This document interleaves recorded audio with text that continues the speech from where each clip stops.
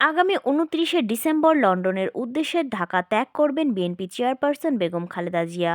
Staff reporter Minhasuddin জানান, রোববার রাতে বিএনপির মহাসচিব মির্জা ফখরুল ইসলাম আলমগীর এই তথ্য নিশ্চিত করেছেন।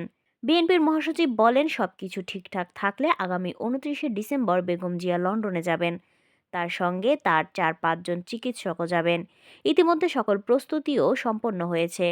জানা গেছে, শারীরিকভাবে নতুন কোনো সমস্যার উদয় না হলে ২৯শে ডিসেম্বর দিনের বেলায় যে কোনো এক ফ্লাইটে লন্ডনের উদ্দেশ্যে ঢাকা ত্যাগ করবেন তিনি। তার সঙ্গে সফরকারীদের মধ্যে রয়েছেন মেডিকেল বোর্ডের সদস্য ডাক্তার শাহাবুদ্দিন, ব্যক্তিগত চিকিৎসক ডাক্তার এজেএম জাহিদ হোসেন সহ আরও কয়েকজন। এর আগে গত ২৯শে অক্টোবর অধ্যাপক জাহিদ হোসেন জানিয়েছিলেন, উন্নত চিকিৎসার জন্য খালেদা জিয়াকে প্রথমে লং ডিস্টেন্স স্পেশালাইজড এয়ার অ্যাম্বুলেন্সে লন্ডনে নিয়ে যাওয়া হবে। এরপর সেখান থেকে তাকে তৃতীয় একটি দেশে মাল্টিডিসিপ্লিনারি মেডিকেল সেন্টারে নেওয়া হবে।